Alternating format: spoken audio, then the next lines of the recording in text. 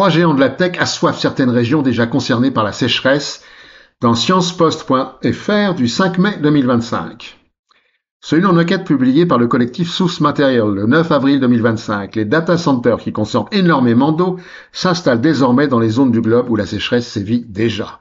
En effet, les data centers craignent des zones humides pour des raisons de risque de corrosion des métaux. L'enquête a déterminé les emplacements de 632 data centers actuels d'Amazon, Google et Microsoft.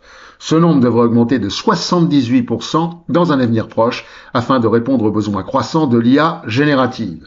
Les enquêteurs ont interrogé les trois entreprises, seuls Google et Microsoft ont répondu.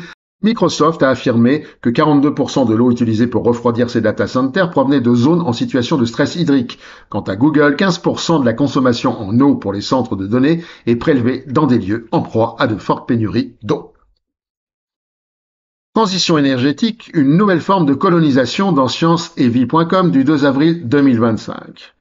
La guerre des ressources nécessaires à la transition énergétique a été déclarée et certains pays vont en faire les frais.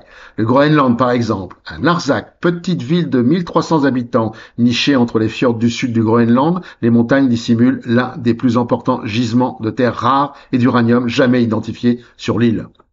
Le plateau de Kvanefjeld, situé dans le complexe géologique Tillimosak, concentre à lui seul la deuxième plus grande réserve mondiale de terres rares et la sixième pour l'uranium.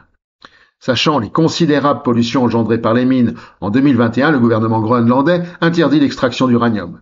La compagnie a réclamé 11,5 milliards de dollars d'indemnités. Les habitants ont déjà été échaudés. Jusqu'en 1953, le territoire était administré comme une colonie par le Danemark. Ce dernier en contrôlait les ressources sans réelle consultation des populations locales.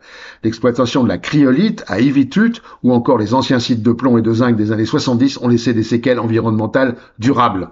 Les sols, les rivières et les côtes proches de ces anciens sites restent aujourd'hui contaminés et les concentrations de métaux lourds détectées dans la faune marine soulèvent de graves inquiétudes sanitaires. En Alaska, à Elim, village autochtone Inupiat, de la côte nord-ouest de l'Alaska, la société canadienne Panther Mineral prévoit de sonder un gisement d'uranium à quelques kilomètres des terres de la communauté. Or, ce bassin versant alimente l'une des zones de pêche les plus abondantes du golfe de Norton, en mer de Bering. Sa richesse biologique soutient depuis des générations l'économie de subsistance locale, fondée sur la pêche, la chasse et la cueillette. Là aussi, les habitants craignent la contamination radioactive de l'eau, des poissons et du sol. Leur inquiétude est d'autant plus grande que Panther Minerals envisage d'utiliser une technique qui consiste à injecter des substances dans le sol pour dissoudre les métaux. Une méthode moins visible qu'au Groenland, mais risquée pour les nappes phréatiques. De quoi s'agit-il? D'un véritable processus de colonisation, annexion des terres, dépossession des richesses, expulsion des populations. Rappelons que dans les années 50 à 80, des centaines de mines d'uranium ont été exploitées sur les terres Navarros pour l'armement nucléaire américain. Aujourd'hui encore, cancer, pollution de l'eau et matériaux irradiés affectent les populations. Les pays riches ne veulent pas abandonner leur confort. Les pays pauvres en subiront les conséquences et verront leur territoire annexé et leur mode de vie détruit. 431 ppm, record battu dans westerfrance.com du 5 mai 2025. Selon l'agence américaine Global Monitoring Laboratory, dépendante de la NOAA, l'Administration nationale des océans et de l'atmosphère, le 5 mai 2025, la concentration de CO2 dans l'atmosphère était de 431 ppm, partie par million. Rappelons que ce chiffre se situait autour de 280 avant la révolution industrielle. Il était de 325 ppm en 1970. De nombreuses études ont montré que le seuil critique se situait autour de 350 ppm. On l'a dépassé dans les années 1990 et le niveau continue de grimper chaque année de 2 à 3 parties avec une forte accélération ces dernières décennies. C'est donc un nouveau record et il faut remonter à l'ère du Pliocène dont la période s'est étendue de 5,332 millions d'années à 2,588 millions d'années pour trouver trace d'une telle concentration de CO2 dans l'atmosphère. À l'époque, le thermomètre affichait entre 1,8 et 3,6 degrés de plus qu'aujourd'hui, la calotte glaciaire du Groenland avait disparu et le niveau des océans était 20 mètres plus haut que celui actuel. Les antibiotiques se répandent dans l'environnement dans ledevoir.com du 3 mai 2025. Une étude parue dans la revue PNAS Nexus le 4 avril 2025 fait état des nouvelles mesures sur la présence d'antibiotiques dans l'environnement. En synthèse, si on ne tient compte que des 40 antibiotiques les plus utilisés en médecine humaine, ce sont quelques 30 000 tonnes qui sont prescrites chaque année. Un peu plus de 20 000 tonnes se retrouveraient dans l'environnement après que les molécules eurent été métabolisées. Environ 10 000 tonnes rejoignent les eaux de surface après traitement ou atténuation naturelle des sols. Et un peu plus de 3 200 tonnes atteignent ultimement les océans et les puits continentaux. Eolisa et Alt Macedo, qui a contribué à l'étude, indiquent que le problème n'était pas seulement celui des contaminants normaux susceptibles de nuire aux écosystèmes, aux poissons et aux écosystèmes aquatiques, mais aussi celui de la résistance aux antibiotiques. Et elle ajoute, les gènes antibiotiques présents dans les rivières pourraient accroître le problème de la résistance aux antibiotiques dans le monde. Rappelons que les chiffres donnés par l'étude ne tiennent pas compte de toutes les molécules, pas plus qu'ils ne tiennent compte des antibiotiques utilisés, par exemple, en médecine vétérinaire ou en aquaculture. Enfin, le modèle mathématique n'inclut pas les fluctuations saisonnières qui peuvent se produire notamment lors de la saison de la grippe ou quand la pluie se fait plus rare.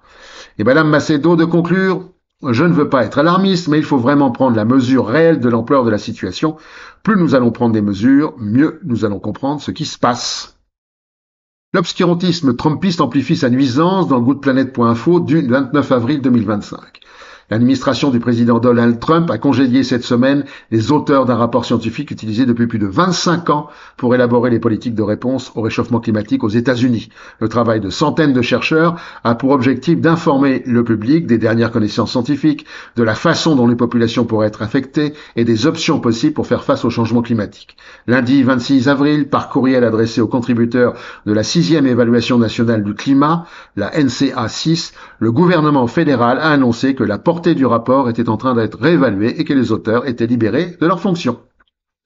Cette décision fait suite au licenciement massif survenu début avril au sein du programme américain de recherche sur le changement climatique, USGCRP, l'organisme fédéral chargé de superviser ce rapport qui, de par la loi, doit être remis au Congrès et au président. Rachel Clitus, l'une des autrices du rapport, déclare que l'administration Trump a sabré de façon insensée un rapport scientifique américain crucial et complet sur le climat en renvoyant ses auteurs sans motif. Et elle ajoute, essayer d'enterrer ce rapport ne changera en rien l'effet scientifique, mais sans ces informations, notre pays risque de naviguer à l'aveugle dans un monde rendu plus dangereux par le changement climatique causé par l'homme. De plus, le gouvernement a confirmé le 25 avril 2025 la suppression du bureau américain chargé de la diplomatie climatique 3 mois après l'annonce retentissante du nouveau retrait des États-Unis, premier pollueur historique mondial de l'accord de Paris sur le climat.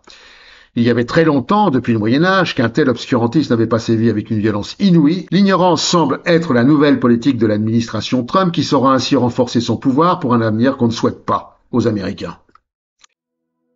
Et pour finir, la connerie de la semaine. À la prochaine fois.